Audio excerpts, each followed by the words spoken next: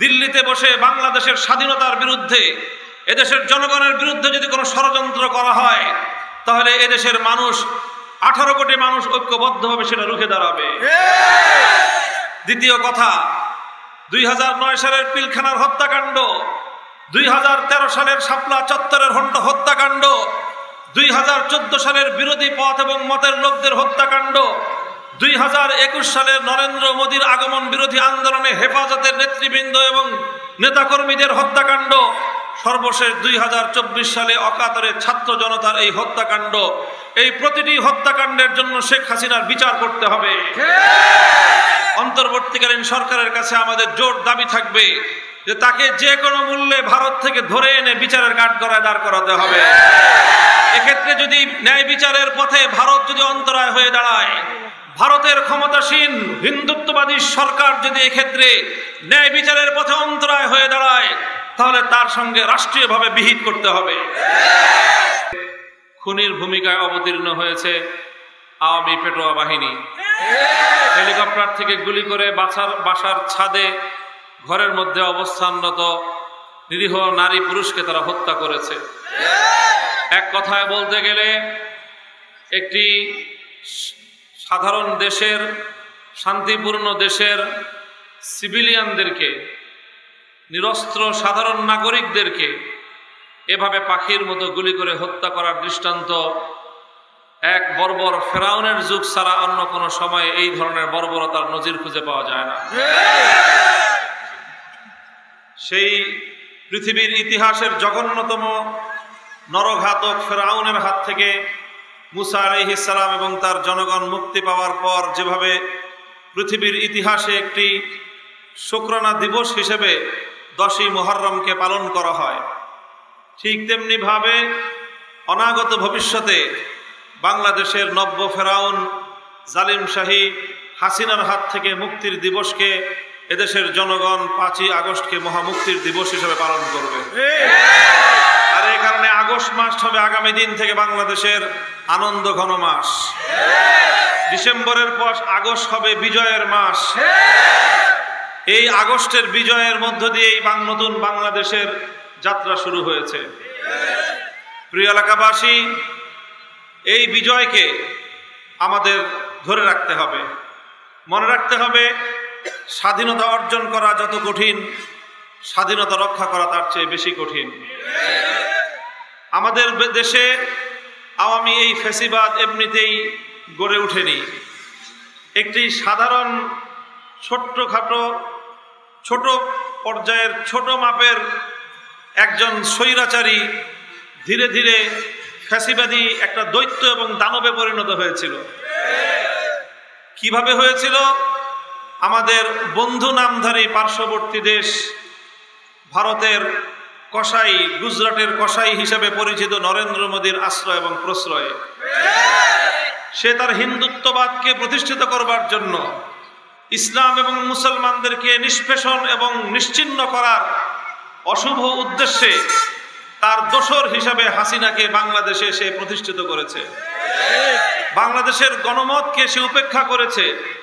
এদেশের জনগণের ইচ্ছা এবং অভিপ্রায়কে বৃদ্ধাঙ্গুলি প্রদর্শন করে বিশ্বের সকল আন্তর্জাতিক শক্তিগুলোকে সে উপেক্ষা করে একতরফাভাবে একের পর এক বাংলাদেশের মানুষের ম্যান্ডেট এবং ভোটাধিকারকে ছিনতাই করে তার একচ্ছত্র ক্ষমতার মাধ্যমে বাংলাদেশে তার সেবাদাস হাসিনাকে সে প্রতিষ্ঠিত করে রেখেছে। এরপর যখন বাংলাদেশ থেকে হাসিনা 1 ইঞ্চি বাটি বাংলাদেশের হাসিনাকে আর ধারণ করার জন্য প্রস্তুত ছিল না, বাংলাদেশের 1 ইঞ্চি রাস্তা পালিয়ে যাওয়ার জন্য হাসিনাকে জায়গা দিতে, স্পেস দিতে, রাস্তা দিতে, পথ করে দিতে প্রস্তুত ছিল না, তখন হেলিকপ্টারে আকাশে উড়ে নরেন্দ্র মোদীর কোলে গিয়ে সে আশ্রয় নিয়েছে। দুটি কথা পরিষ্কার আমাদের। প্রথম কথা হলো এই, যতদিন তাকে আশ্রয় দেওয়ার সুযোগ আছে আশ্রয় দেন, কিন্তু খবরদার দিল্লিতে বসে বাংলাদেশের স্বাধীনতার বিরুদ্ধে, এদেশের জনগণের বিরুদ্ধে যদি কোনো ষড়যন্ত্র করা হয়, তাহলে এদেশের মানুষ 18 কোটি মানুষ ঐক্যবদ্ধভাবে সেটা রুখে দাঁড়াবে। দ্বিতীয় কথা, 2009 সালের পিলখানার হত্যাকাণ্ড, 2013 সালের শাপলা চত্বরের হত্যাকাণ্ড, 2014 সালের বিরোধী পথ এবং মতের লোকদের হত্যাকাণ্ড, 2021 সালের নরেন্দ্র মোদীর আগমন বিরোধী আন্দোলনে হেফাজতের নেতৃবৃন্দ এবং নেতাকর্মীদের হত্যাকাণ্ড, সর্বশেষ 2024 সালে অকাতরে ছাত্র জনতার এই হত্যাকাণ্ড, এই প্রতিটি হত্যাকাণ্ডের জন্য শেখ হাসিনার বিচার করতে হবে। অন্তর্বর্তীকালীন সরকারের কাছে আমাদের জোর দাবি থাকবে যে তাকে যে কোনো মূল্যে ভারত থেকে ধরে এনে বিচারের কাঠগড়ায় দাঁড় করাতে হবে। এক্ষেত্রে যদি ন্যায় বিচারের পথে ভারত যদি অন্তরায় হয়ে দাঁড়ায়, ভারতের ক্ষমতাসীন হিন্দুত্ববাদী সরকার যদি এক্ষেত্রে ন্যায় বিচারের পথে অন্তরায় হয়ে দাঁড়ায়, তাহলে তার সঙ্গে রাষ্ট্রীয়ভাবে বিহিত করতে হবে। আর এই জন্য আমাদের দেশবাসীকে আমাদের এই প্রতিষ্ঠিত ঐক্যকে ধরে রাখতে হবে। স্কুল, কলেজ, ইউনিভার্সিটি, মাদ্রাসার ছাত্ররা যেভাবে অভূতপূর্ব সীসাঢালা প্রাচীরের মতো একটি ঐক্যের বন্ধন তৈরি করেছে, এ বন্ধনকে অটুট রেখে সর্বশ্রেণীর জনতা দলমত নির্বিশেষে দেশ, জনগণ এবং ইসলামের জন্য আমাদেরকে ঐক্যবদ্ধ থাকতে হবে। আর এই বিজয়কে চূড়ান্তভাবে জুলুম, অন্যায়, অবিচার মুক্ত, বৈষম্যহীন এক সমাজ যদি চূড়ান্তভাবে গড়তে হয়, মনে রাখতে হবে ইসলাম ছাড়া বিকল্প কোনো পথ নাই। কাজে আমরা জনগণকে আহ্বান জানাই, আসুন আমরা আমাদের অর্জিত এই সাময়িক বিজয়কে চূড়ান্ত এবং স্থায়ী রূপ দেওয়ার জন্য খেলাফত রাষ্ট্র ব্যবস্থা প্রতিষ্ঠার আন্দোলনকে শানিত করি। বাংলাদেশ খেলাফত মজলিস আপনাদেরকে আহ্বান জানাচ্ছে, খেলাফত যুব মজলিসের পতাকা তলে যুবকরা তোমরা সম্মিলিত হও, তোমরা ছাত্র মজলিসের সঙ্গে ছাত্র জনতা ঐক্যবদ্ধ হও।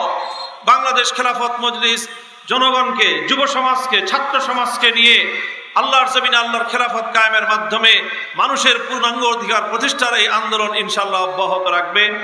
আগামী দিনের সকল সংগ্রামে, ন্যায় প্রতিষ্ঠার আন্দোলনে, খেলাফত কায়েমের অব্যাহত এই অভিযাত্রায় আমি আপনাদেরকে হাতে হাত রেখে আমরা একসঙ্গে এগিয়ে যেতে চাই, আপনাদেরকে পাশে চাই। আপনারা থাকবেন তো ইনশাআল্লাহ? নাসরুম মিনাল্লাহি ওয়া ফাতহুন করিব। আসসালামু আলাইকুম ওয়া রাহমাতুল্লাহ। সুবহানাল্লাহি ওয়া বিহামদিহি সুবহানাল্লাহিল আযীম। اللهم صل على محمد النبي الأمي وعلى آله وسلم تسليما. يا حي يا قيوم برحمتك نستغيث أصلح لنا شأننا كله ولا تكلنا إلى أنفسنا طرفة عين. سبحان ربك رب العزة عما يصفون وسلام على المرسلين والحمد لله رب العالمين. আপনারা দীর্ঘ সময় ধৈর্য ধারণ করেছেন। আসলে পথে